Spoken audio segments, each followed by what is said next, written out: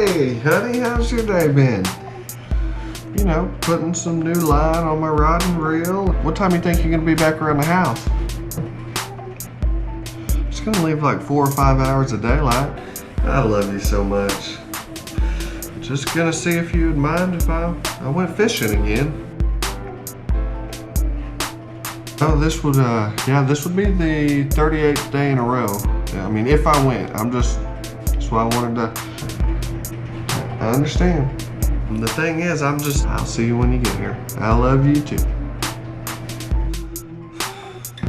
Welcome back to the Lunker Hunt. This episode is gonna be short and sweet. I'm gonna show you how to spool up a bait casting reel.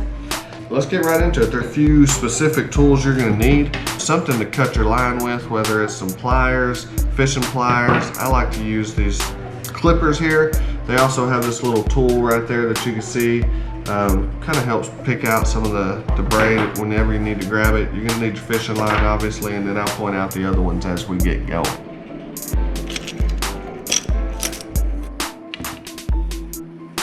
All right, we got all the existing line off. The very first thing that you need to do is with your new line, you need to make sure and run it through the very first eye. Put it in a bowl. That way when you're pulling this line off, it just comes off nice and easy. It'll rotate in that bowl.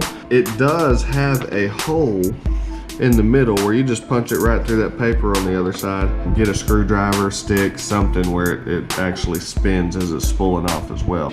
Okay, so once you have your line through that first eye on your reel, the objective is to run it through exactly like it's gonna be coming off. So I just put mine right here through there. You see it come right through here. So what I like to do is I like to just stick it in one of those holes. Just reel it until it comes back around. Once I've stuck it through that hole, reeled it, and have it back around, I have my pliers so I can pull that line, pull as much as I need through there in order to tie a couple of overhand knots. Just 2 overhand knots right here, cinch them down tight. Once you have your 2 overhand knots tied and tight around the actual spool, you clip off the excess right here.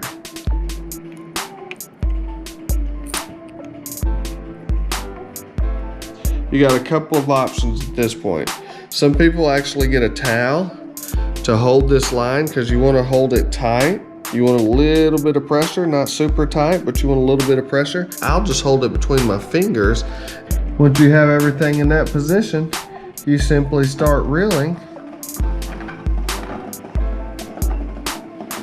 and your spool is going to continue to fill up.